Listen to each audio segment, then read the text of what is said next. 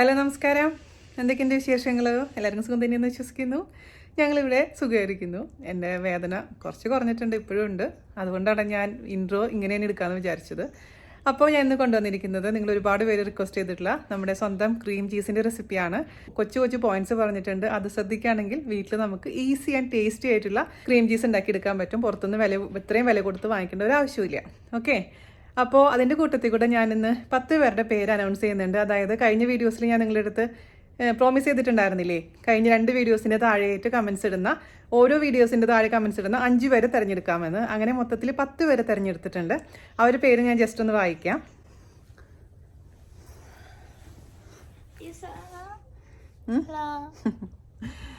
Okay, അവരുടെ പേര് ഞാൻ വായിക്കാം. അതുപോലെ തന്നെ അവർ അയച്ചിരിക്കുന്ന കമൻസിൻ്റെ സ്ക്രീൻഷോട്ട് ഞാൻ വീഡിയോൻ്റെ ലാസ്റ്റ് ആഡ് ചെയ്യുന്നുണ്ട് കേട്ടോ. അപ്പോൾ അത് ജസ്റ്റ് ഒന്ന് നോക്കിയാൽ മതി. അപ്പോൾ അവരുടെ പേര് ഞാൻ വായിക്കാം.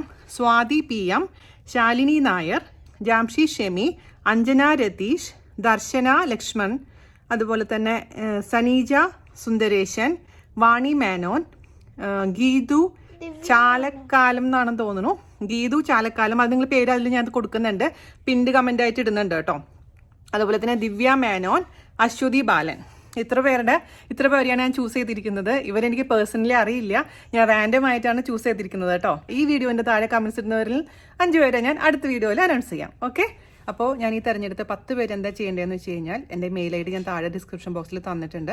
അതിലോട്ട് മെയിൽ അയക്കാം നിങ്ങളുടെ ഡീറ്റെയിൽസ്. അതായത് ഞാൻ നിങ്ങൾ എന്തിലാണ് വിളിക്കണം എന്ന് താല്പര്യപ്പെടുന്നത്, ആ ഫോൺ നമ്പറോ അല്ലെങ്കിൽ ഹാങ് ഔട്ടിൻ്റെ ഡീറ്റെയിൽസോ എന്താണെന്ന് വെച്ച് കഴിഞ്ഞാൽ അത് അതിലെഴുതാം. നമുക്ക് കമ്മ്യൂണിക്കേഷൻ നടത്താം. അല്ലെങ്കിൽ ഇൻസ്റ്റയിൽ മെസ്സേജ് അയച്ചാലും മതിയാവും. അവിടെ പിന്നീട് കമൻ്റ് നിങ്ങളുടെ പേര് ഒന്നും കൂടി ഇടാം. അപ്പോൾ ഒട്ടും തന്നെ കൺഫ്യൂഷൻ ഉണ്ടാവില്ല കേട്ടോ. അപ്പോൾ എല്ലാവരും തയ്യാറാക്കി നോക്കുക നമ്മുടെ സ്വന്തം ക്രീം ചീസ്. അതിനുശേഷം ക്രീം ചീസ് വെച്ചുള്ള റെസിപ്പീസ് ഞാൻ തീർച്ചയായിട്ടും ഉടനെ തന്നെ കൊണ്ടുവരും. എൻ്റെ അസുഖം കുറച്ചും കൂടെ ഒന്ന് ഭേദമാവാനുണ്ട്. ഓക്കെ, അപ്പോൾ അതുപോലെ തന്നെ അസുഖം അന്വേഷിച്ച് മെസ്സേജ് അയച്ചവർക്കൊക്കെ ഒരുപാട് താങ്ക്സ് ഉണ്ട്. മുഴുവനും പൂർവാധികം ശക്തിയായി വീണ ചേച്ചി തിരിച്ചു വരും. അപ്പോൾ ഒട്ടും താമസിച്ചാൽ നമുക്ക് എങ്ങനെയാണ് രുചികരമായ ക്രീം ചീസ് തയ്യാറാക്കാം എന്ന് നോക്കിയിട്ട് വരാം. അടി കട്ടിയുള്ള പാത്രത്തിലോട്ട് ഞാനിപ്പോൾ ഒരു 2 ലിറ്റർ ഫുൾ ഫാറ്റ് മിൽക്കാണ് ഉപയോഗിക്കുന്നത് കേട്ടോ. അതായത് പാട മാറ്റാത്ത പാല്. ഇപ്പം നമ്മുടെ നാട്ടിലാണെങ്കിൽ മിൽമ പാലൊക്കെ ഉപയോഗിക്കാം. 2 ടൈപ്പ് പാൽ അവൈലബിൾ ആണ്. പാട മാറ്റിയ പാലുണ്ട്, പാട മാറ്റാത്തതുണ്ട്. അപ്പോൾ അതിൽ നിങ്ങൾ നോക്കിയിട്ട് അത് ഫുൾ ക്രീം മിൽക്ക് വാങ്ങിക്കുക. ഇപ്പോൾ 2 ലിറ്റർ ഞാൻ ഒഴിച്ചു കൊടുത്തിട്ടുണ്ട്. അതിൻ്റെ കൂട്ടത്തിൽ കൂടെ ഞാനിതിലേക്ക് ചേർത്ത് കൊടുക്കാൻ പോകുന്നത് ഫ്രഷ് ക്രീമാണ്. അപ്പോൾ ഫ്രഷ് ക്രീം അവൈലബിൾ ആണെങ്കിൽ അത് ചേർക്കുകയാണെങ്കിൽ കുറച്ചും കൂടെ നല്ല ചീസ് ഉണ്ടാക്കി എടുക്കാൻ പറ്റും. അപ്പോൾ ഫ്രഷ് ക്രീം അവൈലബിൾ അല്ല എന്നുണ്ടെങ്കിൽ സാധാരണ പാലിൽ തന്നെ ചെയ്താൽ മതിയാവും കേട്ടോ. അപ്പം എൻ്റെ അടുത്തുള്ള കാരണം ഞാനിവിടെ ഇതുപോലത്തെ 2 ബോക്സ് എടുക്കുന്നുണ്ട്. 225 ഗ്രാമാണ് ഇതിന്റെ വെയിറ്റ് ഇതിൽ പറയുന്നത്. ഏകദേശം 1/2 കിലോ അടുപ്പിച്ച് നമുക്ക് ഫ്രഷ് ക്രീം ഉപയോഗിക്കുകയാണെന്നുണ്ടെങ്കിൽ കുറച്ചും കൂടെ നല്ല ടേസ്റ്റി ആയിട്ടുള്ള ക്രീം ചീസ് നമുക്ക് ഉണ്ടാക്കിയെടുക്കാൻ പറ്റും. ഇത് ഡയറക്റ്റ് ആയിട്ട് ഇട്ട് കഴിഞ്ഞാൽ ശരിയാവില്ല. അതിന് പകരമായിട്ട് എന്ത് ചെയ്യണം, മിക്സിയിൽ ഇതെല്ലാം കൂടി ഇട്ടിട്ട് അതിലേക്ക് കുറച്ച് പാൽ ഒഴിച്ചതിന് ശേഷം ഒന്ന് അടിച്ചെടുക്കുക. അപ്പോൾ ഈ കട്ടകൾ ഒഴിവാക്കാൻ പറ്റും. അല്ലെങ്കിൽ ഈ കട്ടയോട് കൂടി നമ്മൾ ഇടുകയാണെങ്കിൽ ഇങ്ങനെ കുറേ സമയം പിടിക്കും നമുക്ക് നന്നായിട്ട് അത് അലിഞ്ഞു വരാൻ. ഞാനിപ്പോൾ ഫ്രഷ് ക്രീം ഒരു ജാറിലോട്ട് ഇട്ടിട്ടുണ്ട്. അതിലോട്ട് കുറച്ച് ഇതിൽ നിന്ന് തന്നെ പാലെടുത്ത് ഒഴിച്ചിട്ടുണ്ട് കേട്ടോ. നന്നായിട്ട് ഒന്ന് അടിച്ചതിന് ശേഷം തിരിച്ച് നമ്മുടെ പാലിന്റെ കൂട്ടത്തിൽ കൂടെ ഒഴിച്ചു കൊടുക്കാം. അപ്പൊ ഞാനിത് ഒഴിച്ചു കൊടുക്കുകയാണ് കേട്ടോ. ഇത് നന്നായിട്ട് തിളപ്പിക്കുക. മീഡിയം ഫ്ലെയിമിൽ തീ വെക്കുക. നന്നായി തിളച്ചതിന് ശേഷം മാത്രമേ നമുക്ക് ബാക്കിയുള്ള കാര്യങ്ങൾ ചെയ്യാനുള്ളൂ. ഞാൻ 2 തരത്തിൽ ഉണ്ടാക്കി നോക്കിയിട്ടുണ്ട് ഈ പരിപാടി.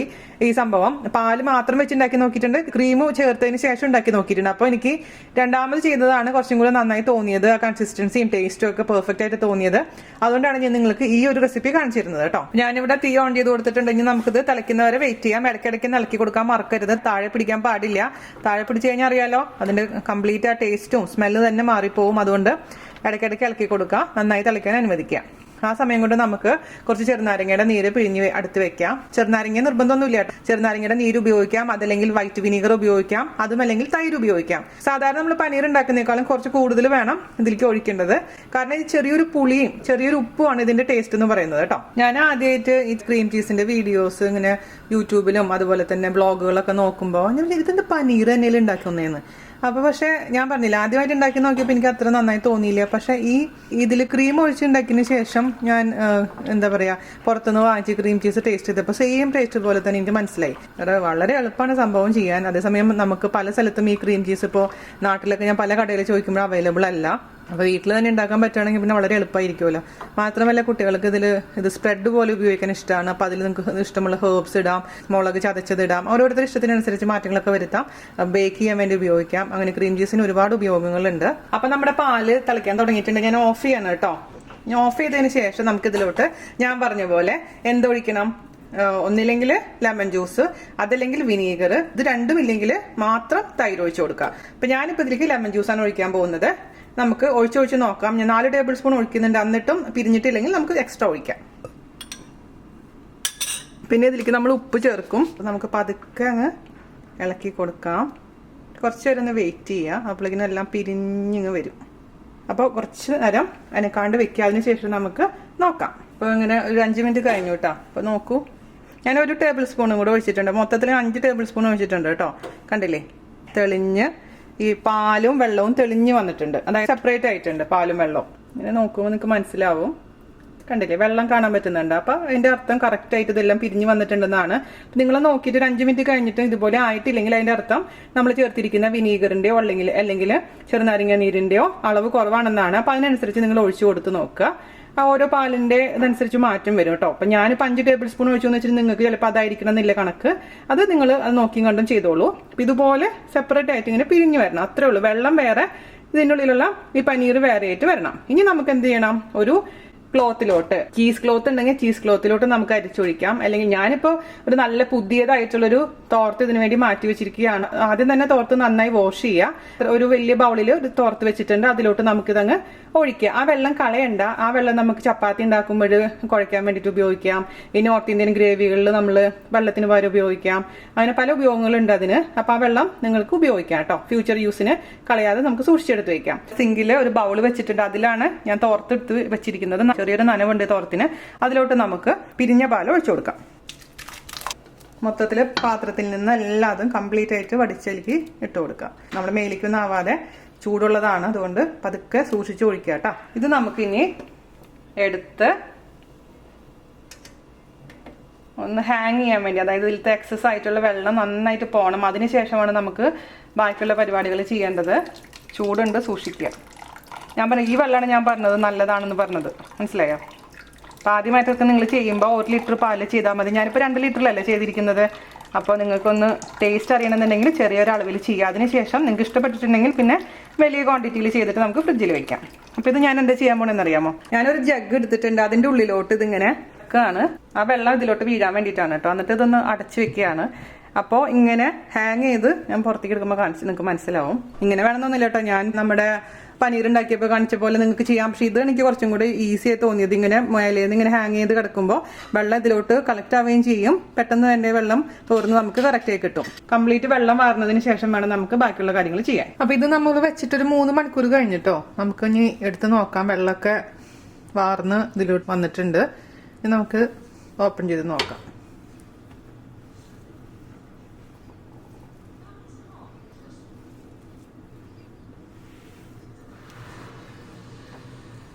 സംഭവം നല്ല വെള്ളമൊക്കെ പോയിട്ടുണ്ടെങ്കിൽ ഇതിൻ്റെ ടേസ്റ്റ് ഞാനൊന്ന് നോക്കട്ടെ.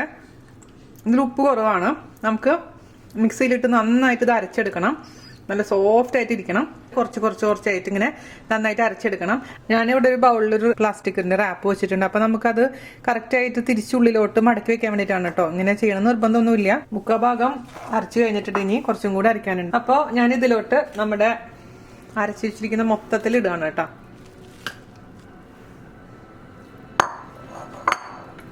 എന്നിട്ട് ടേസ്റ്റ് നിങ്ങളുടെ ടേസ്റ്റിനനുസരിച്ച് ആവശ്യമുള്ള പുളിയും ഉപ്പും ചേർത്ത് കൊടുക്കുക. ഇത് ഞാൻ പുറത്തുനിന്ന് വാങ്ങിച്ച ക്രീം ചീസാണ് കേട്ടോ. ഞാനിതിനാന്നറിയാം വാങ്ങിച്ചേക്കുന്നത്. ഇതിൻ്റെ ടേസ്റ്റ് കമ്പയർ ചെയ്യാൻ വേണ്ടിയിട്ടാണ്. അപ്പോൾ ഇത് ടേസ്റ്റ് ചെയ്ത് നോക്കട്ടെ. നല്ല പുളിയുണ്ട്, നല്ല ഉപ്പുണ്ട്. ആ ഒരു ടേസ്റ്റിൽ ഇതിലോട്ട് കൊണ്ടുവരണം. അതിനനുസരിച്ച് ഉപ്പ് ചേർത്ത് കൊടുക്കാം. കുറച്ച് വിനീഗർ അല്ലെങ്കിൽ ലെമൺ ജ്യൂസ് 1 ടേബിൾ സ്പൂൺ ഒഴിച്ചിട്ടുണ്ട്. അടിച്ച് നോക്കട്ടെ. പിന്നെ ഇത് നന്നായി ഒട്ടും തന്നെ അരയുന്നില്ലെങ്കിൽ മാത്രം കുറച്ച് ക്രീം ഒഴിച്ചാൽ മതി കേട്ടോ. സാധാരണ രീതിയിൽ നമ്മൾ പതുക്കെ വിപ്പ് ചെയ്ത് എടുത്തതിന് ശേഷം ഇതാക്കി കഴിഞ്ഞാൽ നന്നായി അരഞ്ഞോളും.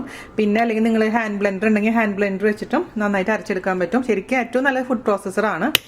ഒന്നും കൂടെ അരച്ചിട്ട് ഞാൻ കൊണ്ടുവരാം. അപ്പം മൊത്തത്തിൽ ഞാൻ ഒന്നും കൂടെ മിക്സിയുടെ മീഡിയം ജാറിലിട്ടതിന് ശേഷം നല്ല ഫൈനായിട്ട് അരച്ചെടുത്തിട്ടുണ്ട്. ടേസ്റ്റ് നോക്കുക.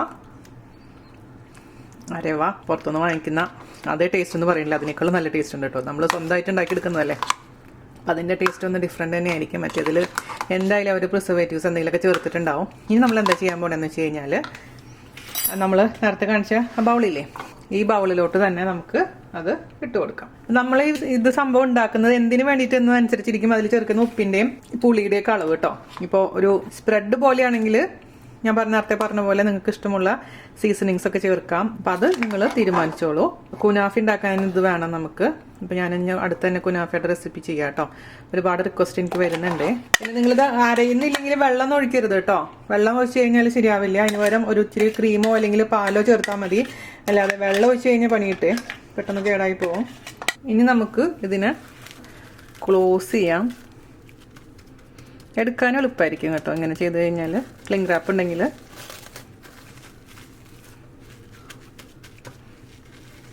നന്നായിട്ട് അങ്ങ് കവർ ചെയ്യുക, ഫ്രിഡ്ജിൽ വെക്കുക.